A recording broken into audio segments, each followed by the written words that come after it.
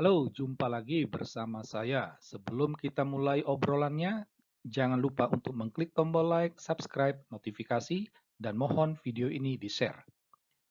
Kali ini kita akan melihat tentang Muhammad. Ada beberapa fakta menarik tentang dirinya yang bagi kami perlu dan wajib diketahui oleh saudara-saudari Muslim dan juga yang non-Muslim.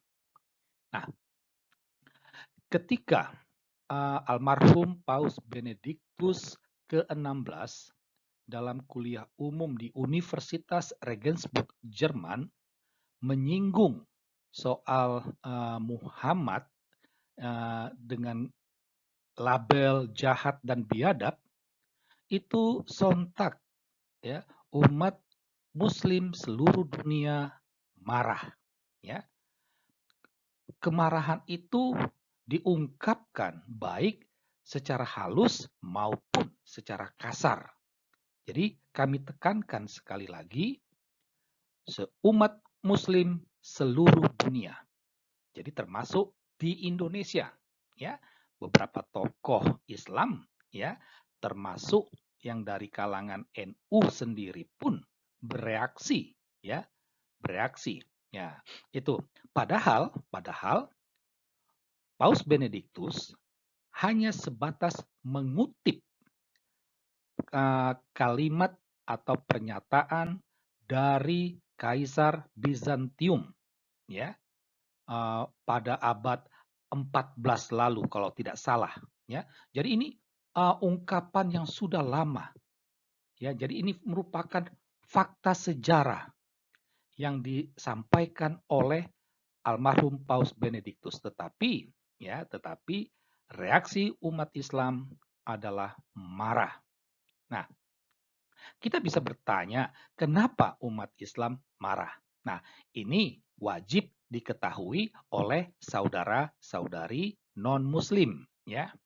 Nah, umat Islam marah itu karena mereka melihat Muhammad itu sebagai manusia yang sempurna, teladan agung, itu, ya.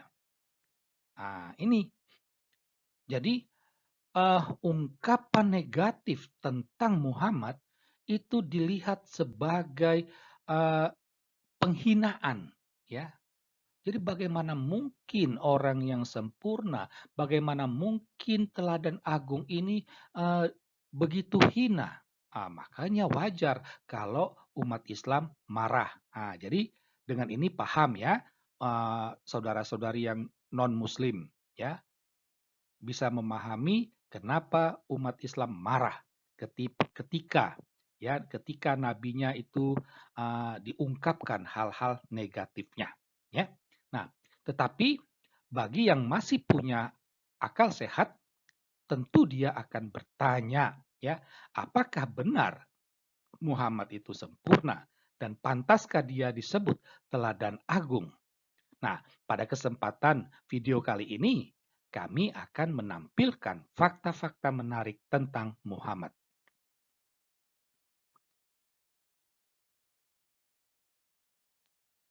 Nah, sumber utama dari fakta-fakta menarik Muhammad ini tidak kami ambil dari di luar sumber Islam, ya. Karena kalau kita ambil sumbernya itu dari luar Islam, dengan sangat mudah umat Islam akan mengatakan kita ini Islamfobia, ya, atau anti-Islam, ya, atau sentimen dengan Islam dan lain sebagainya, ya. Karena itulah kami mengambil, ya, sumber utamanya itu adalah sumber Islam sendiri, ya. Jadi fakta-fakta menarik ini ada dalam sumber Islam sendiri, sumber terpercaya, ya. Nah, sekarang kita lihat. Jadi sebenarnya ada banyak fakta-fakta menarik tentang Muhammad, tetapi kami hanya menyampaikan beberapa saja. Yang pertama, Muhammad itu punya dosa, ya. Muhammad punya dosa. Ini dapat kita lihat dalam Al-Qur'an dalam 3 ayat ini, ya. Nah, ini menarik, ya. bahwa ternyata Muhammad punya dosa.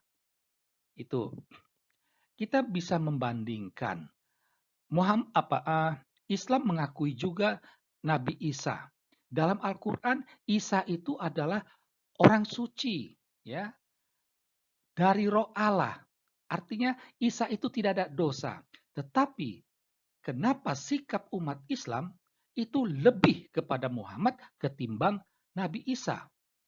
Jika dalam kehidupan Nabi Isa itu dilecehkan, umat Islam tidak ada bereaksi, tidak sereaktif, ya, terhadap kalau ada penghinaan terhadap Muhammad. Nah, ini kenapa? Ya, silakan. Padahal Muhammad punya dosa loh. Artinya lebih kudus, lebih suci Nabi Isa daripada Muhammad. Itu. Fakta yang kedua, Muhammad itu dapat dilihat ya setara dengan Allah. Ini bisa juga kita temukan dalam beberapa ayat-ayat Al-Quran. Nah, kami hanya menampilkan 3 ayat saja. Sebenarnya ada banyak itu. Ya, ada banyak.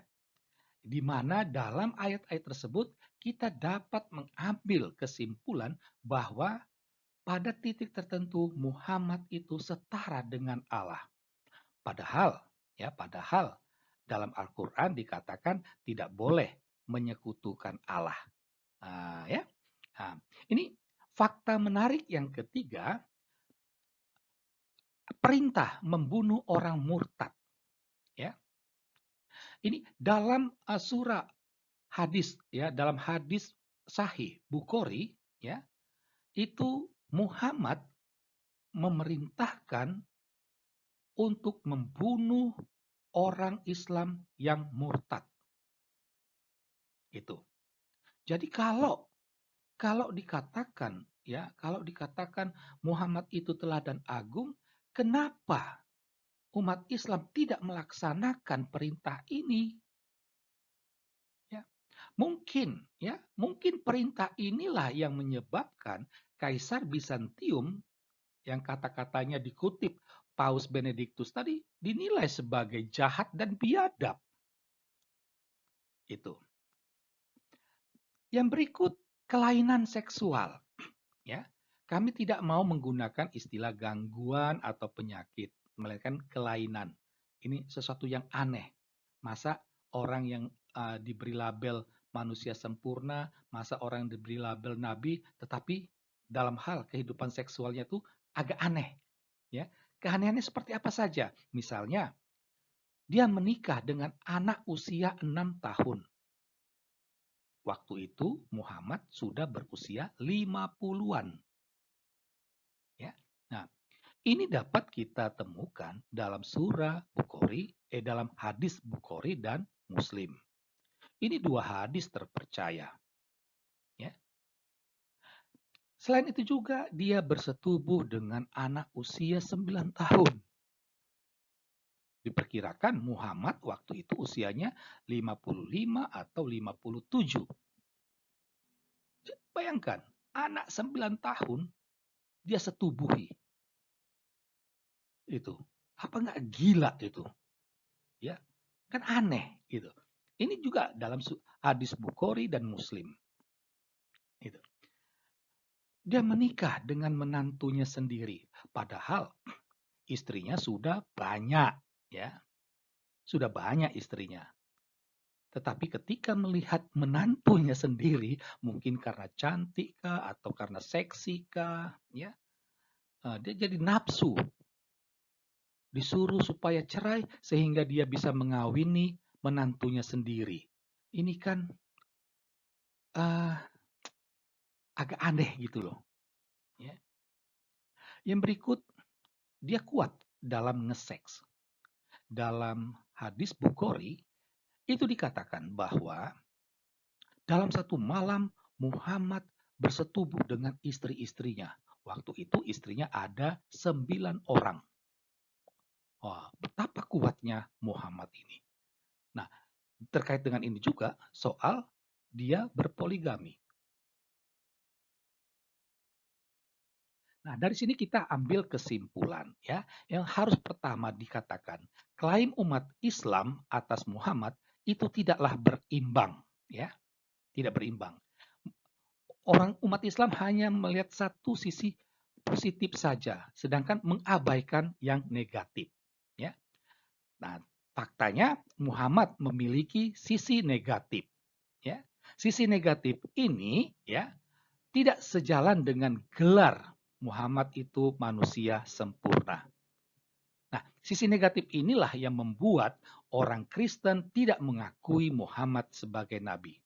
Jadi, ya, benar apa yang dikatakan oleh Kaisar Bizantium, ya, seperti yang dikutip oleh Paus Benediktus.